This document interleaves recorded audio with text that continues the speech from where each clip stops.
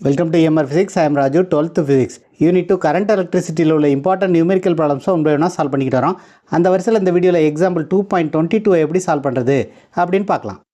Problem என்னென்னா, calculate the current that flows in the 1 ohm resistor in the following circuit. This is a question. இந்த question கீழே ஒரு circuit diagram கொடுத்துருக்காங்க. இந்த circuit டயக்ராமில் 1 ohm resistor வழியாக எவ்வளவு கரண்ட் ஃப்ளோ ஆகும் அப்படின்னு ஃபைண்ட் அவுட் பண்ண சொல்லியிருக்காங்க. அதை எப்படி ஃபைண்ட் அவுட் பண்ணுறது அப்படின்னு பார்க்கலாம். This is a given circuit diagram. இந்த சர்க்யூட் டயக்ராமில் எந்தெந்த பாத் வழியாக எவ்வளவு கரண்ட் ஃப்ளோ ஆகுது அப்படிங்கிறத ஃபஸ்ட்டு பார்க்கலாம். 9 வோல்ட் பேட்டரியிலேருந்து I1ங்கிற கரண்ட்டு ஃப்ளோ ஆகிறதா எடுத்துக்குவோம். இந்த கரண்ட்டு 2 ohm ரெசிஸ்டர் வழியாக ஃப்ளோ ஆகும். So I1 is a current flowing through 2 ohm resistor. ஈங்கிற பாயிண்ட்லேருந்து ரெண்டு பாத்து பிரியுது. ஒன்று EF, இன்னொன்று EA. ஸோ இந்த பாத் வழியாக எவ்வளவு கரண்ட் ஃப்ளோ ஆகும் அப்படின்னு பார்த்தீங்கன்னா, I1ல் இருந்து I2ங்கிற கரண்ட்டு இந்த ரெசிஸ்டர் வழியாக ஃப்ளோ ஆகும். ஸோ ரிமைனிங் கரண்ட் எவ்வளவு?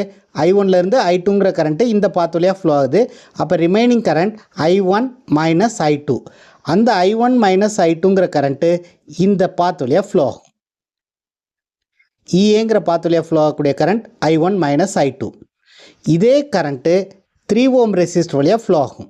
So I1 minus I2 is a current flowing through 3 ohm resistor. இந்த பாயிண்டில் இந்த ரெண்டு பாத்தும் ஜாயிண்ட் ஆகுது.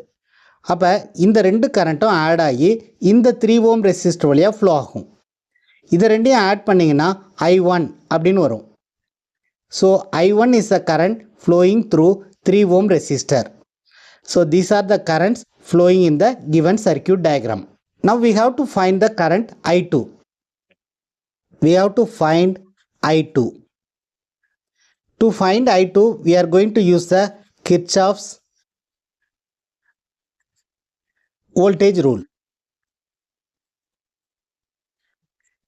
What is the Kirchhoff's voltage rule? The algebraic sum of product of current and resistance in a loop is equal to algebraic sum of EMF in the loop. Algebraic sum அப்படின்னா நம்ம sign கன்வென்ஷனை use பண்ணணும். அதாவது closed பாத்தில் நம்ம எந்த டைரக்ஷனில் move பண்ணுறோமோ அதே டைரக்ஷனில் கரண்ட்டும் ஃப்ளோ ஆச்சுன்னா அந்த ப்ராடக்டை நம்ம பாசிட்டிவ் அப்படின்னு எடுத்துக்கணும். நம்ம ஒரு பாத்தில் மூவ் ஆகும்போது கரண்ட்டு ஆப்போசிட் டைரக்ஷனில் ஃப்ளோ ஆச்சுன்னா அந்த ப்ராடக்டை நம்ம நெகட்டிவ் அப்படின்னு எடுத்துக்கணும். ஸோ இந்த மாதிரி சைன் கன்வென்ஷனை அப்ளை பண்ணி நம்ம வோல்டேஜ் ரூலை க்ளோஸ்டு பாத்தில் அப்ளை பண்ணலாம். இந்த கேஸில் இந்த ப்ராப்ளத்தில் நம்ம I2னுடைய வேல்யூவை ஃபைண்ட் அவுட் பண்ணுறதுக்கு ரெண்டு க்ளோஸ்டு லூப்பை நம்ம கன்சிடர் பண்ண போகிறோம். ஈலேருந்து ஸ்டார்ட் ஆகி ஈலேயே எண்ட் பண்ணுற மாதிரி நம்ம ரெண்டு பாத்தை செலக்ட் பண்ண போகிறோம். So the first loop is ஈல ஸ்டார்ட் ஆகி ஈலேயே எண்ட் ஆகிற மாதிரி ரெண்டு லூப்பை நம்ம கன்சிடர் பண்ண போகிறோம். First loop is EFCBE. EFCBE அப்படிங்கிறத நம்ம ஃபஸ்ட் லூப் அப்படின்னு எடுத்துக்குவோம். இந்த லூப்பில் வோல்டேஜ் ரூலை அப்ளை பண்ண போகிறோம். So what is the voltage rule? The algebraic sum of product of current and resistance is equal to the algebraic sum of EMF in the loop. So first நம்ம product of current and ரெசிஸ்டன்ஸை கண்டுபிடிக்கலாம். இந்த பாத்தில் when we are starting from EFங்கிற பாத்தில் product of current and resistance is I2 into 1. நம்ம இந்த பாத்தில் எப்படி மூவ் ஆகிறோம்? E to F மூவ் ஆகிறோம். இதே டைரக்ஷன்லேயே கரண்ட்டும் ஃப்ளோ ஆகிறதுனால இந்த product positive. I2 into 1 is positive. Second F to C move ஆகிறோம். அப்படி மூவ் ஆகும்போது கரண்ட்டும் சேம் டைரக்ஷன்லேயே ஃப்ளோ ஆகிறதுனால இந்த ப்ராடக்ட்டும் பாசிட்டிவ். I1 into 3. இந்த பாத்தில் எந்த ரெசிஸ்டரும் இல்லை. திரும்பவும் நம்ம இந்த டைரக்ஷனில் மூவ் ஆகும்போது கரண்ட்டும் அதே டைரக்ஷனில் ஃப்ளோ ஆகுது. அப்போ இந்த ப்ராடக்ட்டும் பாசிட்டிவ். I1 into 2. ஸோ இதைத்தான் நம்ம algebraic sum of product of current and resistance அப்படின்னு சொல்லுவோம். இந்த சம் எதுக்கு ஈக்குவலாக இருக்கும் அப்படின்னு பார்த்தீங்கன்னா, this is equal to algebraic sum of EMF in this loop. இந்த லூப்பில் ஒரே ஒரு EMF தான் இருக்குது, 9 வோல்ட். இந்த லூப்பில் நம்ம எப்படி மூவ் பண்ணியிருக்கோம்? E to F, F to C, C to B, B to E. So நம்ம இப்படி மூவ் ஆகும்போது ஃபஸ்ட்டு நெகட்டிவ் டெர்மினல் வந்தால் அந்த இஎம்எஃப்பை நம்ம பாசிட்டிவ் அப்படின்னு எடுத்துக்கலாம். This is 9. இதை சிம்பிளை பண்ணோம்னா I2 into 1 is I2 plus 3 into I1 is 3I1 plus 2 into I1 is 2I1 is equal to 9. I2 plus இங்கே ஒரு 3I1 இருக்குது, இங்கே 2I1 இருக்குது. இது ரெண்டையும் சம் பண்ணிங்கன்னா 3 plus 2 is 5I1. This is equal to 9. இதை ஈக்குவேஷன் 1 அப்படின்னு எடுத்துக்குவோம். நம்ம இன்னொரு லூப்பை கன்சிடர் பண்ண போகிறோம். The second loop is ஈலே ஸ்டார்ட் ஆகி ஈலே எண்ட் ஆகிற மாதிரி இன்னொரு லூப்பை நம்ம கன்சிடர் பண்ண போகிறோம். EADFE. This is a second loop. EADFE. இந்த லூப்பில் ப்ராடக்ட் ஆஃப் கரண்ட் அண்ட் ரெசிஸ்டன்ஸை எழுதலாம். இங்கே ரெசிஸ்டர் எதுவும் இல்லை, அதே மாதிரி A to D வரும்போதும் ரெசிஸ்டர் எதுவும் இல்லை. D to F மூவ் ஆகும்போது we are having a resistor 3. Therefore I1 minus I2 into 3. கரண்ட்டும் சேம் டைரக்ஷனில் ஃப்ளோ ஆகிறதுனால இந்த product positive. I1 minus I2 into 3.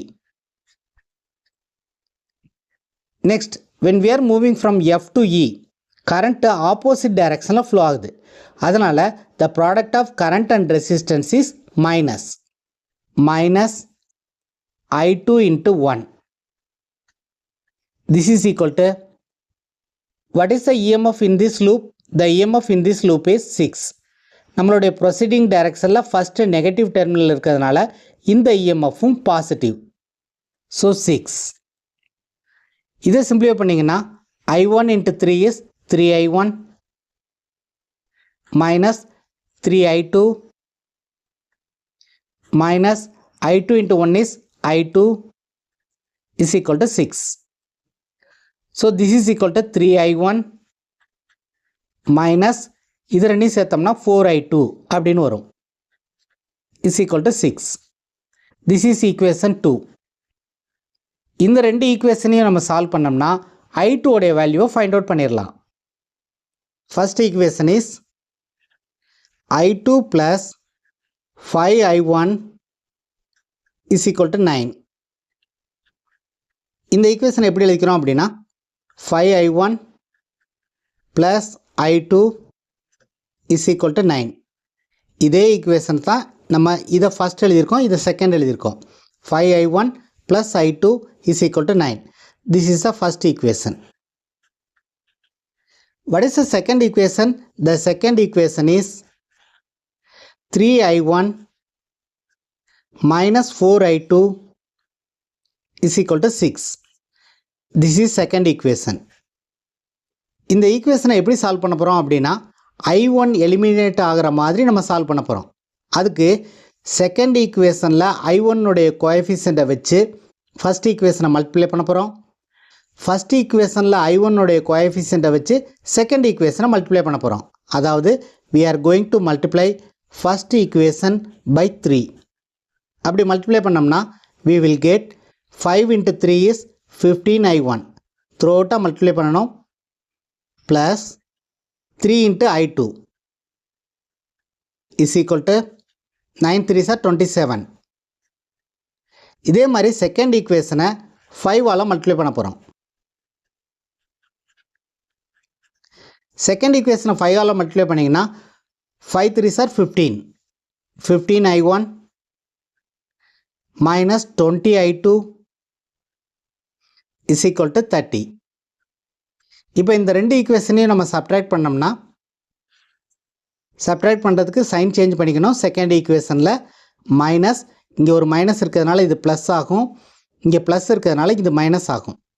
So plus 15I1 minus 15I1 cancel ஆயிரும். இங்கே 3I2 இருக்குது, இங்கே ப்ளஸ் 20I2 இருக்குது, அதனால் 23I2 அப்படின்னு வரும். இஸ் ஈக்குவல் டு இங்கே 27 மைனஸ் 30 இருக்கிறதுனால மைனஸ் 3 அப்படின்னு வரும். Therefore I2 is equal to minus 3/23. இதை டிவைட் பண்ணிங்கன்னா மைனஸ் 0.13 அப்படின்னு வரும். So I2 is equal to minus 0.13. Unit of current is ampere. இந்த ப்ராப்ளத்தில் I2 வேல்யூ கேட்டிருக்காங்க. அதாவது 1 ohm ரெசிஸ்டர் வழியாக எவ்வளவு கரண்ட் ஃப்ளோ ஆகும் அப்படின்னு கேட்டிருக்காங்க. Therefore I2 is equal to 0.13 ampere. The negative sign means that current is flowing from F to E. நம்ம மார்க் பண்ணது E to F அப்படின்னு மார்க் பண்ணோம்.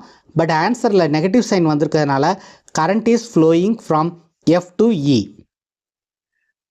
So this is the answer for the given problem. If you find this video is useful, please subscribe the channel, share it to your friends. If you have any doubts, comment below. Thank you for watching this video.